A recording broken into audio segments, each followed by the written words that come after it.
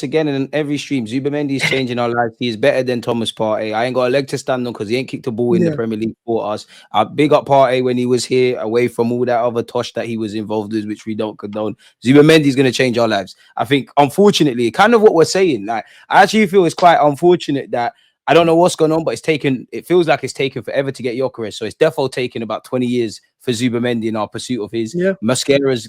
You're basically here, but you're not. We don't get into hype, you lot, or people aren't excited, but Zubimendi and Gyokeres is changing our lives. Hype, you're bang on Deserves that. Deserves hype. And also because we've seen him play in teams, apart from Spain itself, like Real Sociedad, that aren't the best. So it's very hard for him to thrive at his level if he's not got the quality of players around him. You saw it yesterday with Odegaard and Dalman, where when you've got the runs being made, he can now find you. And it was, I think when he came on in the second half, he didn't pass the centre-backs at all. I think a couple passes max. And that's what I want to see progressive midfielders, because at times I hate the amount that we pass around the back. We keep moving it around. Even in games that we're chasing it, we're very patient. Zubimendi came on yesterday, and as soon as he came on, a lot of our ball was in that final third, and we kept it there. And we had like Milan locked in for so long. Punchy. And that's we saw that pass. I think it was a Dalman where he took it first time, and I was like, that's what I want to see, because last year it was too much passing around the back and maybe playing that ball forwards, but all that awful ball over the top, which never works out for Arsenal. That's why I think Zubimendi is going to be a game changer. And yeah, it deserves more hype because of the teams that wanted him as well. You know, you saw with the Real Madrid links, the fact that he saw him as a Luka Modric replacement, and then even Liverpool last year. Can never slander him, by the way. I'm just throwing that out there. It's been was it agreed back in January, no? Where there was talk about agreed back in January. Been chasing the guy for about 2-3 years. Even like the Gyokeres hype will die down as soon as we get the player and he makes his first appearance. Because if Liverpool sign an Isak, it's like, we want more. They got Isak, we want that. So I don't really care about the hype. I care about the quality. Now, we're as football fans now. We're all on social media. We're all trying to flex our players and who we're signing. And nowadays, signings are flexed like trophies. We've seen it with Chelsea fans years after years, because they signed the player that everyone else wanted. Oh, look at us. We've got this player. We've got the most pull.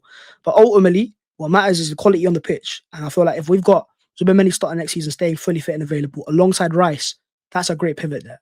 That's a fantastic pivot there. And I think it also works together very well, complements each other nicely as well. And that's a very good signing. And he deserves more hype. He hasn't got it so far, but once he makes the starts and performances, I'm sure he'll get it. And that's the thing. Like, I'm beyond the obvious. I'm excited about Zubimendi purely because of Declan Rice. Now, it's very different. Rice coming as a world-class 6. Everybody knew what he was doing at West Ham. We knew what we was getting, but then he's become more of a box-to-box. Let's just say he's a more rounded midfielder. Now, obviously, Zubimendi is a lot better than him in the terms of the technical aspect of the game, with the greatest of respect. But that's why I'm even more excited. I think naturally Zubimendi is going to contribute to all phases of the game. He's going to give us a lot in and around the edge of the opponent's area. I think the guy is going to really change our lives. But that being said, though, like, we've spoken on Gyokeres, we've spoken on Madueke, obviously Zubimendi, what it means and whatnot. We hope for the Ezes and the Rodrigos and this one and that one. How much of it comes down to recruitment, and how much of it comes down to either Mikel Arteta evolving the tactics? Because it doesn't necessarily mean, obviously, better players. We're gonna probably win more games or might break down low blocks. But just slapping Rodrigo, Eze, Gyokeres, this one, Zubimendi instead of Partey, they don't necessarily mean we're gonna break down low blocks. Like, we haven't broke them down for 2 years. Like, how much of it is just down to recruitment, and how much is Arteta got to go to the drawing board for you? No, there's a lot for Mikel to work with as well, because we saw it at Schlott last season. The platforms he gave to those attackers plays a massive part to why they were making those chances. He plays a different style to Mikel Arteta. So Mikel's got to now look at his players he's going to be given. Gyokeres and Madueke and maybe an Eze, hopefully. You got Bukayo Saka as well. A lot of quality is there. Now you need to make sure these players are in the right areas, and also, getting into the right goal scoring positions as well. I think last year, Odegaard was too focused dropping deeper, because maybe we didn't trust Partey as much in the build-up phase, and Rice isn't as good at that either. When now you've got Rice alongside Zubimendi, and you're not even talking about the fullbacks of Timber or White or Miles Lewis-Kelly. So there's a lot of options there where Odegaard can stay higher up the field, and we saw that pass yesterday from Zubimendi, where you're going to find him higher up the pitch. Now it's up to Mikel Arteta to make sure those players, are given the right environment, because I feel like for too long we've got certain profiles that he's trying to shoehorn into the roles he wants. The best example being Martinelli. He's not a winger, an out wide forward. He is more of a striker playing centrally, so you need to move him centrally, but he hasn't done that. And that's why I feel like next season, if he gets an Eze, the pressure is there regardless. But if you get an Eze as well, a lot of fans will look at those profiles and go, okay, now you've got Eze and Odegaard and you've got Nwaneri. How do they play together? Because the quality is there then. We've seen teams that have less quality break down low blocks, so why can't we do it? And that's why I feel like, look at Newcastle's midfield, Bruno Guimaraes and Tonali and who else is it, Joe Linton. Joe Linton. None of them are real creative midfielders. They're more But they box to find a box, way. but they find a way to make it work. When Liverpool in the league with Henderson playing as their most creative number 8, it is doable. You have to find other players to do so. And when you've got Bukayo Saka, who I still believe is our best player, if you put next to Gyokeres, whoever it is, platform it right, and I think you'll see him thrive. Exactly, and like with Gyokeres and Saka, there's only so much double mark he could do. But like Gyokeres could score and win us the game in the first 10 games of the season. The 11th, it might be like, do you remember like when we played Sporting and Gyokeres didn't really do anything? I know he had that moment where he skinned Saliba and he hit the post. That is going to happen to Gyokeres in the Premier League, but we need other people to make the difference. I do think in Arsenal at the moment, obviously everybody's got roles, everybody's quality. Someone like Rodri being out City saw what happened, but I do think we're kind of getting into that trap where if Odegaard isn't in the best of form and we're not creating, we're in issues. If Saka can't do it, we're in issues. You get where I'm going with that. So I think you're bang on the money, but the pressure's on. Arteta's not an idiot. He knows what he needs to do. In an ideal world, I know it's too simplistic, but the 2022-23 season with the attacking, with the defensive the year before, year after, you merge that, we're laughing, but it's not as simple as that. Big up yourself for the super chat. Let me ask Bhavs this. Big up Nonandinho, I think your name is. Sell Saliba if it meant we could buy Isak now. No, I'm alright. Well, is that Gyokeres? I'll tell you what, I love Isak as a player, but you have to think about 120 million pounds. That's one thing. Losing Saliba is enough, right? Is he worth that level of money if we're gonna get him and he'll have 10 great games and he gets injured again? Because even now, right now, he's not going to get injury. We saw it last year and the year before that. If I'm paying that level of money, I love the fact that we've paid that for Rice, and Rice is always fit, always available. I hope he stays that way going forwards as well. And I think that's what you're paying the money for. You want players that are always going to be available. The last thing I'd want is we say we're in a Champions League semi-final again and Isak's nursing an injury. And it's like, it's a massive major doubt because it's a reoccurring theme of his career. That's why I've always had, I get why Arsenal have gone for other players. I get why they've gone for Gyokeres, who's like only 60 million pounds, and then you go and get Eze and Madueke as well, and it will all kind of end up being there and thereabouts or slightly more. But you've got 3 players there that give you 3 different options as well. And I feel like that's why we talk about low blocks next year. A lot of the times it's about shooting from outside the box. And what I like about Gyokeres and Eze and Madueke is they love to shoot the ball.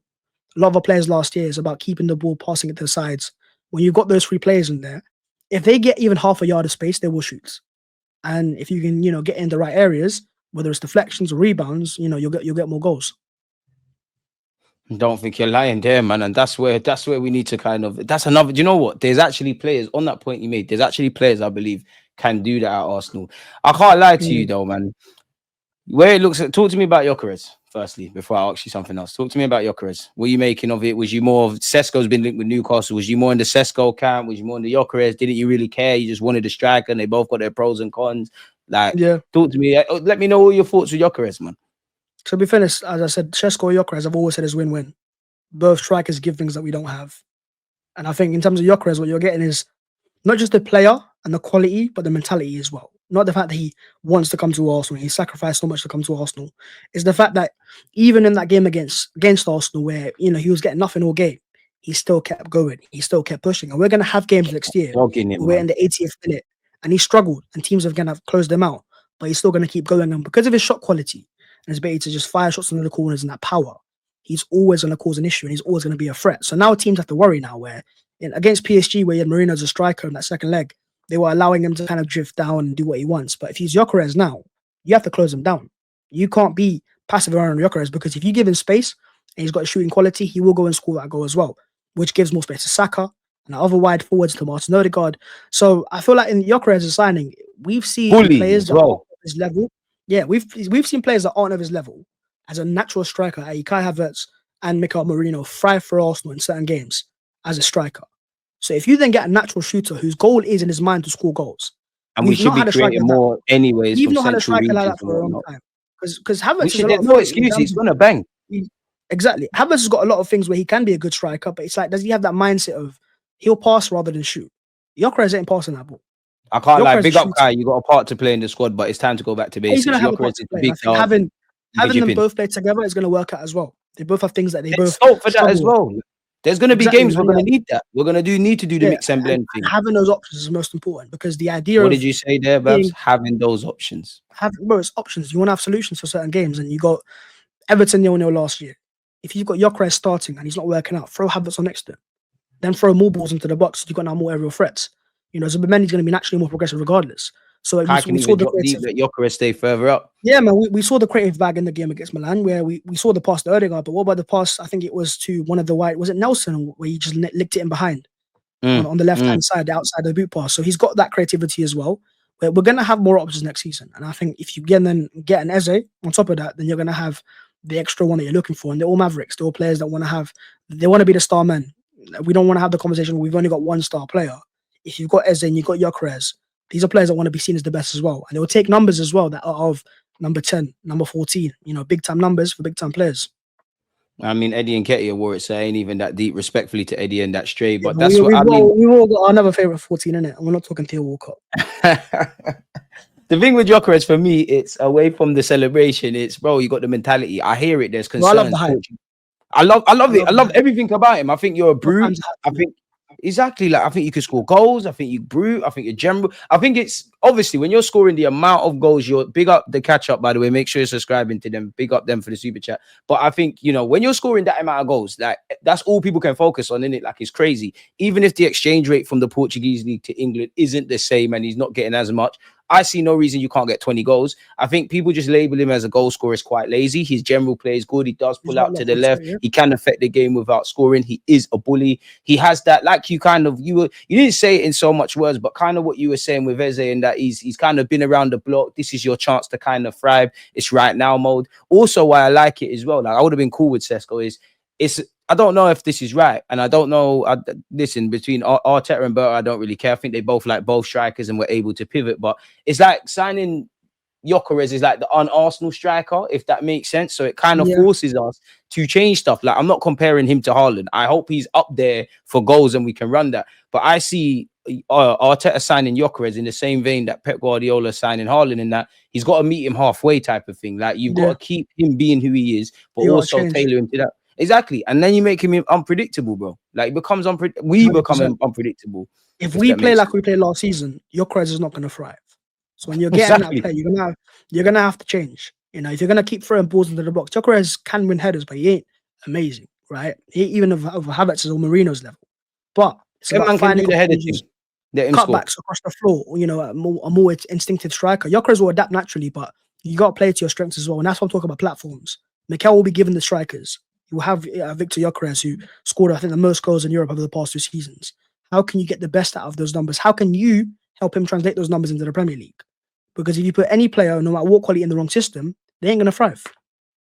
And this is where I'm looking at things, man. I big up K Stacks, and I see some of you in the chat saying Mascara. I keep saying Maresca like I'm about to sign for Chelsea. Mascara officially announced. Madueke is as long as we get Eze and Rodrigo. I hear that, and I think it'd be quite unfair to the club. Like, obviously, pressure is a privilege, and like what Bhavs said about Madueke, a bit like what I just said about Gyokeres. When it's all said and done, I like the fact Madueke believes in himself. I don't want to be rude here, but I've seen players at Arsenal and players in football. You couldn't get the ball off them in a phone box. They can do it all. They're Bobby Dazzlers, great first touch, everything. But they don't kind of believe in themselves. And I'm not saying Madueke is this, but I've seen players that are quote unquote shit. They believe they're the guys kind of thing. And you see them do a lot. So that's going to serve it. Reality is there's only 3 things in this world that Madueke needs to draw belief from. Himself, because if you don't believe in yourself, it's a myth. God, if God touches you, then it is what it is. You can thrive. And Mikel Arteta, I know it's not the same, but thousands of people can get onto you on social media. The pundits can do whatever. The fans, whether in the ground or on social media or whatever, on channels, can say what they want. But if the manager believes in you, quote unquote, that's the only opinion that matters, because he's deciding whether we should play you or not. But I do agree with you in that if we need more in it. Like, it can't just be a Madueke thing. And if it's just Madueke, Mikel Arteta, he needs to be in PFA Player of the Season shouts and things like that, because we need to get over the line, man. A couple of people are saying Mascara has been announced, fam. Like, what you saying for him? I must be like, I don't know what's going on with Chelsea. They might need a new content creator, but you saying for him? I don't know why I keep saying that. I can't comment on him saying like I've seen him play week in, week out. I'm not gonna lie about that. I've seen clips of him. It looks decent as well. From the guys that do watch him, they give me positive stuff, and I feel like it's like a Saliba type signing where you're taking the risk on a player who's still young, but for the price tag, 20 million euros, you can't go wrong with it. And I feel it's like we need to use that going forward to next season. We saw it last year where Saliba was playing nearly every single minute. Now you've got an option there where you can trust him. And I think across Europe last season, he played the most games out of any player who's under 21. So there's a lot of potential there, isn't it? So he don't want to be a bench boy. He's coming to take a spot. He don't want to be a bench boy, but I feel like for his like age and the minutes he's played, he deserves a bit of a break, to be honest. No, you're going to be a bench player, but I think you're on this, like, I want to take someone's spot. You got a future plan. We don't know how long Saliba's here for his career or for a couple more years. You know he's not here that long, man. It's a ticky time bomb. Would you rather be in a position where Saliba in a year or two's time, even if you want a title, goes, I still want to go to Madrid. Do you then want to be where we're looking for centre backs now? Or if you've got Mosquera, who's been there for a couple of years, he's shown a high quality as well. You know, you can pick up the young players as well coming through, like Salman as well, where you've got a player who's got high quality. But yeah, I feel like Mosquera it's a solid deal. Again, doesn't deserve too much of analysis. Like you said, man, we need depth. Like I wouldn't say he's a Tomiyasu replacement per se, but he can play left centre back, right centre back, and right back. Wouldn't even rule out his capacity to play left back on occasion. Where I'm cool with this is basically everything you said. It don't need too much analysis. We need defensive bodies. There's a lot of upside. Obviously, you know, Benjamin White, Timber, Saliba, Gabriel, all of them. We kind of had to, you know, we couldn't wrap them in cotton wool. And for me, like obviously it's very different, yeah. And I don't know if this is gonna make sense to you, Bhavs, but I'm more on, forget the price tag, just unearthed potential type of thing with Mosquera and obviously Madueke, yeah. I'm more on Mikel Arteta signing the defenders because it's not that he hasn't improved attackers. People can say what they want about him. Mikel Arteta, Bukayo Saka, Martinelli, Smith Rowe when he was here, Kai Havertz generally and how he's seen in football nowadays. They've all improved in attacking sense under Mikel Arteta. But I think even better than that is his defending. Like, again, we look like it. At one point, Saliba was gone. Saliba's playing. Obviously, Ben White, when we got him and Ramsdale, they were onto them. Exactly. All them defensive signings, I think if there's one position I'm cool with, Arteta's got it unlocking it. So like he said, there's not really... He's a good coach. Exactly. Regardless of what you think about his managing ability and ability to get over the line, he's a very high quality coach. You just need to win now. That's it. You need to give him quality players to coach. And then when you got those and you got enough players, and if they can stay fit, because for all we know, if we have our first team that was, you know, a majority injured at times last season, if they can stay fit, that's already like not a new signing, but that's already a major boost. And then you got the players on top of that, the extra solutions like Gyokeres, Madueke, and maybe an Eze as well, and of course Zubimendi. So you got more to work with, and I feel like we need to build a squad. Let's stop saying maybe Eze, man. Let's talk into existence. Eze as well. We'll manifest it. Eze, welcome to us. You need Arsenal better, please, man, please, because it feels like the window where we've got more. We've got more on the market, and we've got a long time to work with it as well. We need to get it done, and for me, yeah, like it feels like the first window where again we can criticize or praise any deal depending on how it works out, yeah. But there's previous years, as you know yourself, we might need a defender and a midfielder, but we'll get one of the two. We might need a striker and a left winger, we'll only get one of the two. It feels like maybe because we've left ourselves no kind of choice, we're kind of going around plugging all of these gaps, and again, the more players, they're not messing about, man. We can't mess about. It's time to get over the line, bro. They're not, because if you look at previous years, they fixate on certain players. We saw the links today that we were looking for Paulinho at Bayern. Didn't work out. Cool, we're gonna go Norgard. You know, we want Shesko, ain't gonna work out. We're gonna be Gyokeres. Yeah, do you know what I mean? So it's all about making sure you move on, having your other targets, and making it work out. Let's not forget, like certain key players for us right now, like Trossard. They were not our number one targets. We wanted other players first. It didn't work out. We made that signing and it worked out. So there's always quality on the market. It's just about, you know, making the right deals and spending money the right way. And if we can get a window where you've got 3 attackers in, I think that would be a very promising window. And it's jarring because everyone was happy about Gyokeres. Not that Arsenal fans aren't, but naturally with the Isaac stuff, it's not that no one don't care about Gyokeres. Yeah, it's like that stuff's gonna happen. But for me, when I'm seeing Sesko linked with Newcastle and Isaac probably going Liverpool, PSG, wherever, it's nice that we are not involved. Cool, Gyokeres is my guy. That's the guy I've got.